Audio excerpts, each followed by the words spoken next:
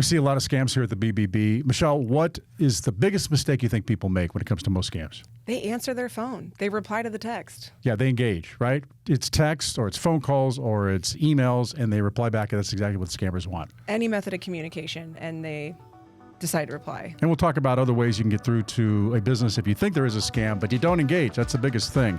And we are talking about scams, people losing money, how not to do it. This is Joe Knows Better.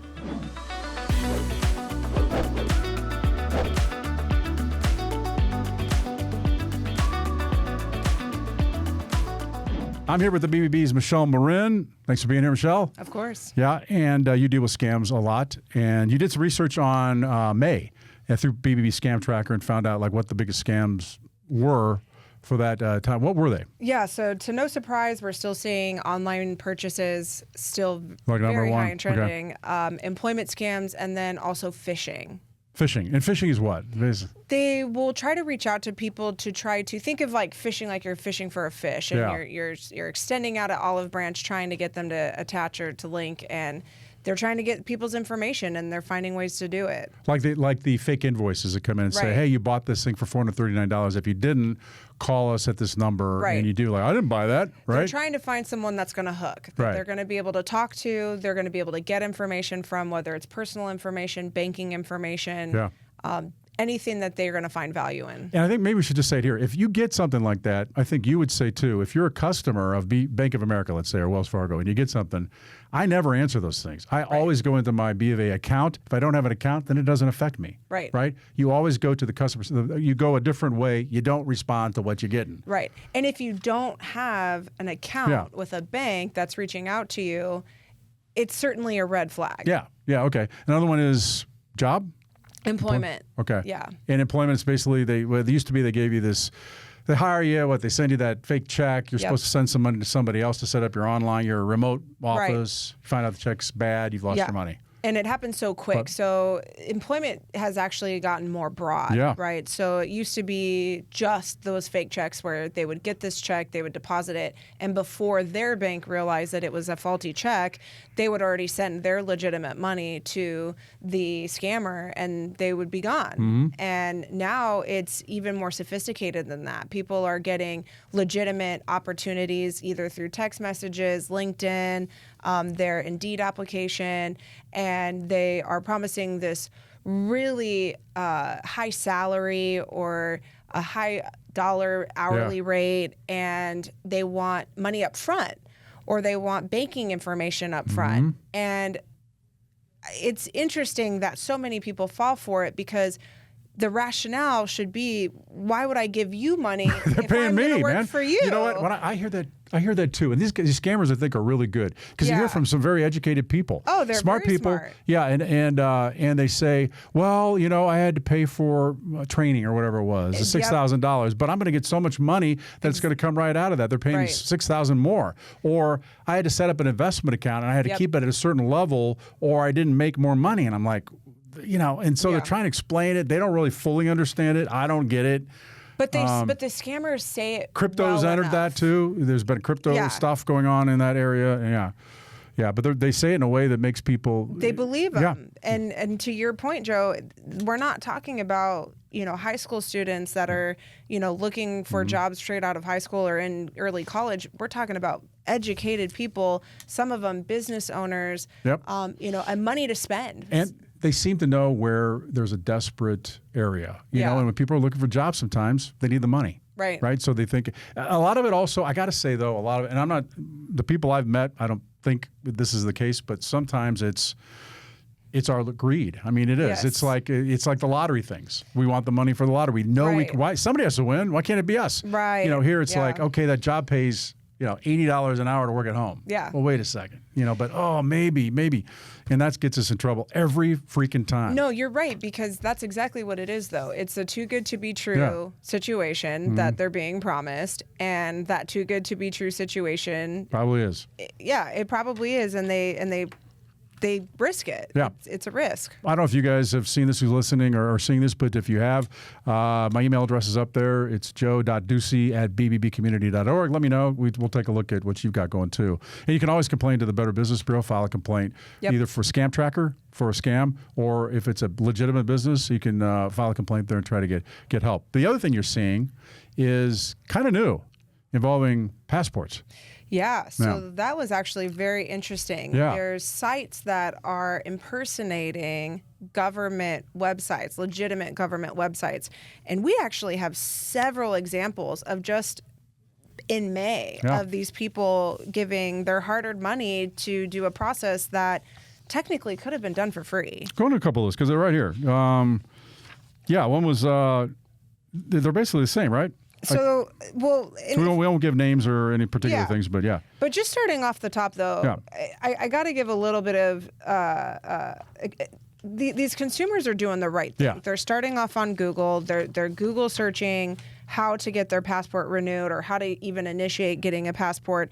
And they're falling for the top hit on Google. So you can't even trust your search engine, to be honest. You know, that's probably, if you can get one thing from this podcast, from all the things that we're seeing, all the different categories, the one thing is you cannot trust what comes up first in a Google search. And a lot of people are doing that by their phone now.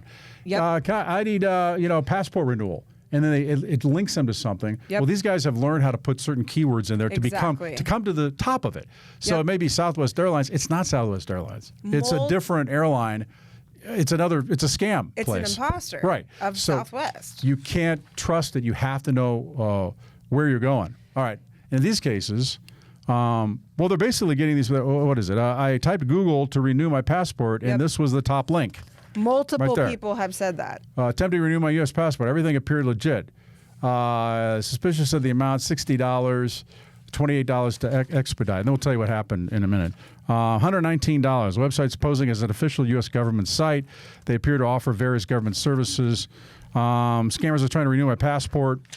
I don't know what else you have there. Same process as others. Looks like an official passport renewal site. So they are feeling misled. Yeah. What are they really offering here? So it's a document preparation service, technically speaking, is how they're getting away with it. And the document that they're filling out and having the consumer pay them for is something that you can do on your own on the legitimate federal website. And I've done it. I've done it recently. And this was the first time I've done it. Yeah. And I wouldn't call myself an expert at all in any of this. But you went to the right site. You filled out the application. And they walk you through it. You know, it's an easy enough process to where if you take the time, and actually one author of one of these reports said it best, do this stuff, and they write this in all caps, do this stuff, and he's talking about the passports, not while distracted. Yeah. You know, the guy says he's on his phone, he's not paying attention, he's trying to rush. Look at what you're looking at, because if you go to the actual government website and you do the process that they have outlined, they make it very simple for you. So here's the deal. There's one site you go to. It's travel.state.gov. Travel.state.gov. That's the only way you can renew your passport online, okay? Any of these other sites, you cannot renew your passport. What they're doing is providing paperwork for you, or a PDF or something. Right. And you're paying $100 and something for it. You don't need that. If you want it, I guess, but you don't need it. You go to the travel.state.gov and you fill out the application right there, as you're saying, and pay it, and you can do it yourself. So that's what this is. And the other thing is, they're made, they come in, they look like red, white, and blue in some cases. Yep. They look like they have, so they may say, we're not trying to pretend to be, and they do. In the cases I looked at, they do say in the small print somewhere, we are not a government site. You still have to go to the government site. We prepare paperwork. So you really need to take a close look at what you're getting, right? Well, and another thing that I just want to stress with these types of websites that are collecting this type of information, this information is used by the government to verify who you are in order to get a passport. You are giving all of this information to this third party. So what are you not giving them at this point? Yeah, your they got parents' your social names, security number, your social security number, your birth date, any prior last name that you've ever had. It's the real color of your hair. That's how far it goes, right? I mean, you give them everything. Like if the government's going to give you one document in order to come back into this country in a passport, and you're giving it all to these people, you're basically.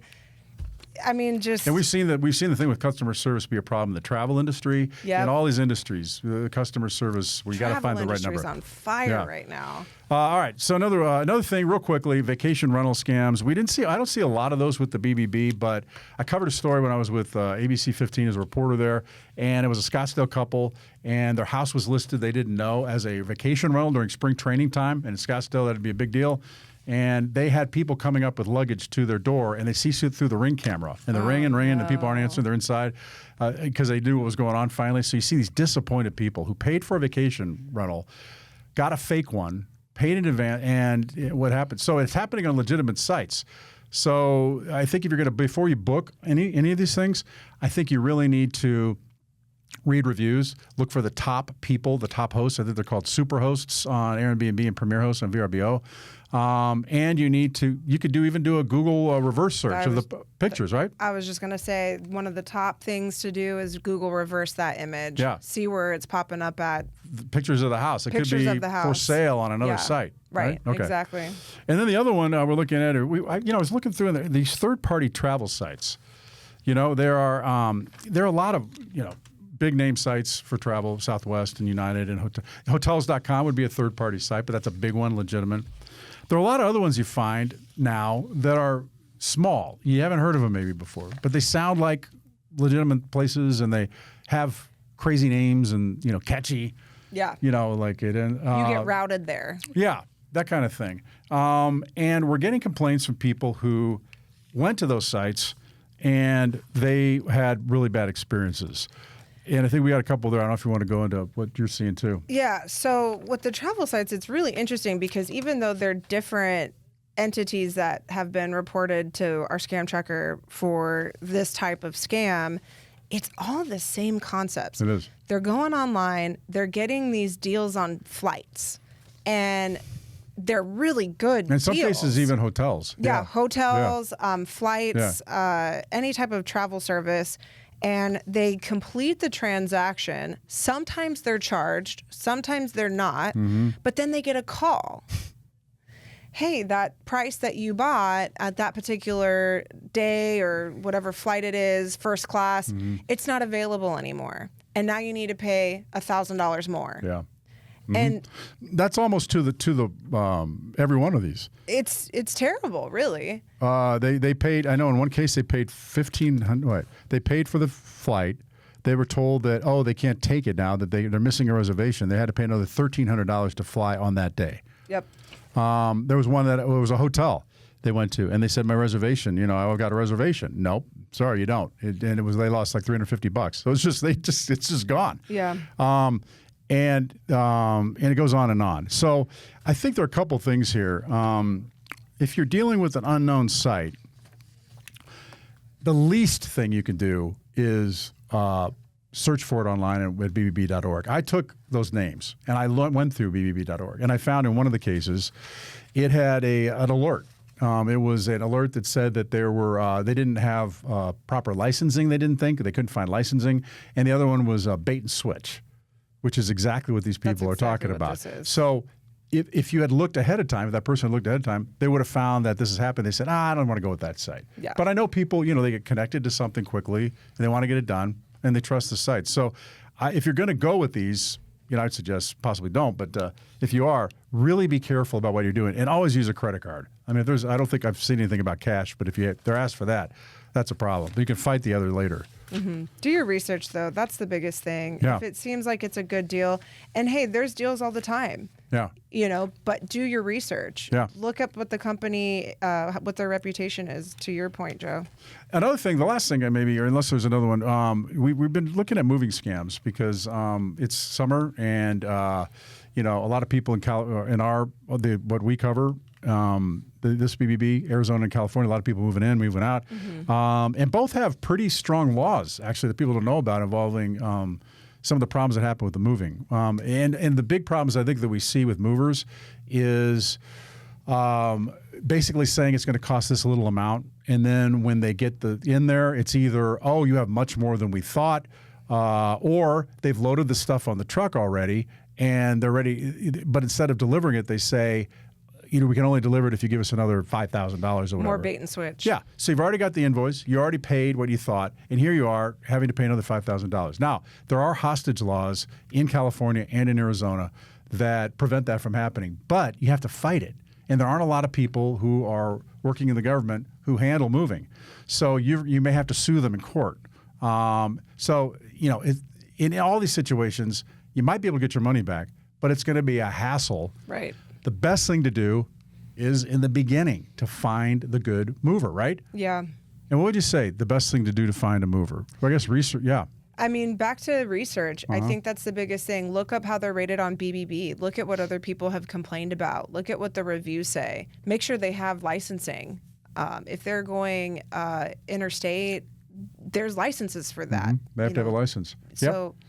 And the reviews are really, really important because, you're going to see with BBB, they have reviews and complaints, and they don't take anything down. You can see what people are complaining about with those things. Now, you might have a big mover that has maybe more complaints than others, but you can see a pattern on some of these things, and the smaller ones are the ones I think that, yeah. Another piece, too, is look at, particularly with BBB, we're unique in that we publish the complaints, but we publish what the people, so not only what the people are complaining about, but how the business is responding. Mm-hmm. So if you see a company that has complaints, don't let that be a complete red flag. Mm-hmm. Look at how the business is responding. Are they approaching the situation without being hostile or defensive? Do they have a reason that maybe something went wrong? Mm-hmm. Things happen. It's the moving industry, right? Things break or things get delayed. There's things outside of their control sometimes as to why maybe something's late.